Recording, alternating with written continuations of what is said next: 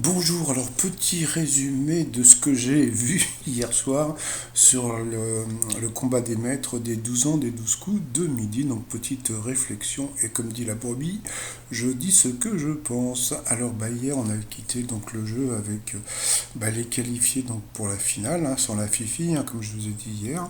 Et puis donc hier soir Jean-Luc Reichmann était sur internet. C'est parti, on se retrouve sur TF1, je lis tous vos commentaires en direct, bise et bonne soirée à tous. Bon, donc l'émission commence, les maîtres de midi, comme je vous avais dit, donc sont sortis du bus, et puis comme on a pu voir sur la droite, regardez sur la droite, on a pu voir Xavier qu'on n'avait pas vu dans la bande-annonce. Donc voilà, ils étaient tous là. Bon, il y a une petite rétrospective de ce qui s'était passé. Oui, 12 années de partage, 12 années de bonheur, etc. Bon, passons. Et puis après, donc, il a fallu départager donc les candidats. Donc, bon, voilà. Il s'est passé un truc super rigolo. Donc, ils étaient là, tous et toutes, puisque moi, il y avait quand même une seule femme. Donc, franchement, ils auraient pu en faire gagner une autre.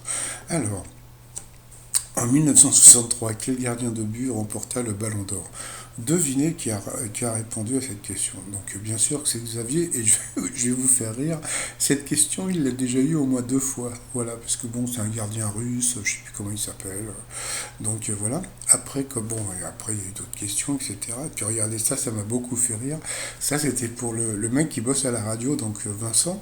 Quel chanteur français cartonne avec son tube clic clic pom pom.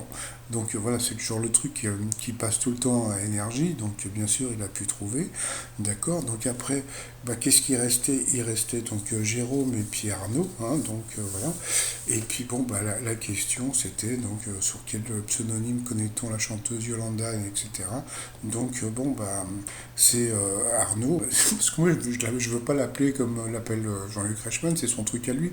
Donc c'était Arnaud qui a battu donc eh bien, Jérôme, j'ai trouvé que c'était pas vraiment juste parce que, comment dire, j'ai trouvé que les questions étaient, bon, voilà, donc les gens étaient un peu encore avantagés, en passant, etc.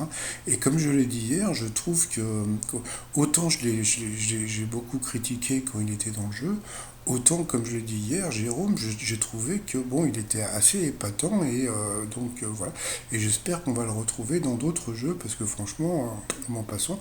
Et comme on peut voir Xavier en train de discuter avec un autre maître de midi. Je me suis dit, ça se trouve, ils sont en train de dire, t'as vu les questions, etc. Bon, passons. Donc, sinon, bon, il y avait des maîtres de cérémonie, donc Jeff Panacloc et puis Olivier Barou. Et puis, bon, voilà, après, il y a eu des questions, gna gna gna gna gna gna. Il y a une dame qui a gagné 12 000 euros dans le public, donc elle était contente. Donc voilà. Après, bon, il y a eu encore d'autres questions. Et puis il y a eu cette question, qu'est-ce qui mesure 80 centimètres de long et porte le nom de Jean-Pierre Pernaut?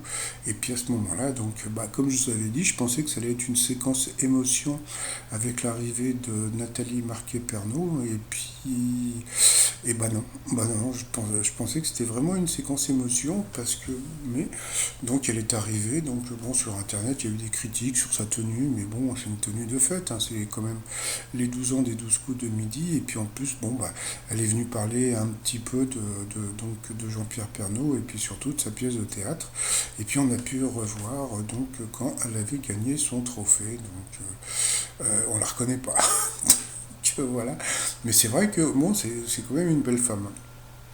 Donc le jeu continuait, etc., avec des questions, des invités, gna gna gna, etc., etc., et puis, et puis de la pub, et oui, de la pub, appeler, appeler, appeler, donc il y a eu beaucoup d'appeler, appeler, appeler, et puis il y a un moment, moi j'ai été saoulé, saoulé, saoulé, avec les appeler, appeler, appeler, donc je ne vous cache pas que, je sais pas, j'ai dû attendre peut-être 22 heures, voilà.